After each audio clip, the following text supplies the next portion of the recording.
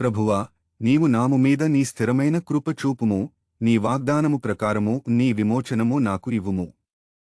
2026 మార్చి 26 గురువారం.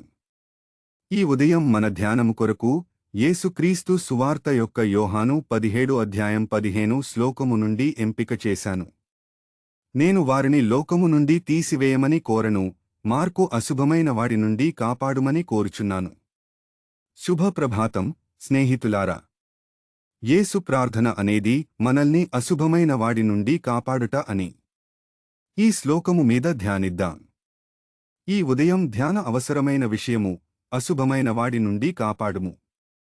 యేసుక్రీస్తు ఆయన్ని అరెస్టు చేసే ముందు, సిలువ తీసుకెళ్లే ముందు తన శిష్యులకు ప్రార్థించే ఈ మహాయాజక ప్రార్థన చేశాడు.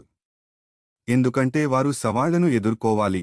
యేసు ప్రారంభించిన సువార్త ప్రకటన మిషన్, దేవుని రాజ్యము గురించి వాక్యము వ్యాప్తి చేయుట, దేవుని ప్రేమను చూపించుట, ఎవరూ నశించకుండా ఉండుట, ఈ మిషన్ను కొనసాగించాలి.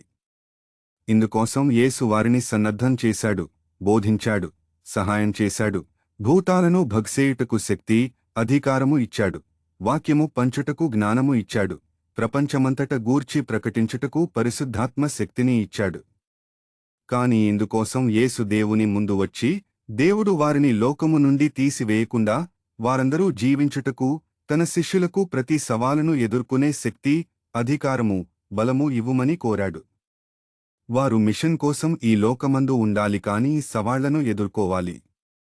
యేసు ప్రార్థన ఈ సవాళ్లలో దేవుడు వారిని బలపరచును, అశుభమైన వాడి నుండి కాపాడును, ఎందుకంటే వారు సవాళ్లను ఎదుర్కోవాలి కాని వారిని పిలిచిన దేవుడు అతి విశ్వాసుడై ఉంటాడు.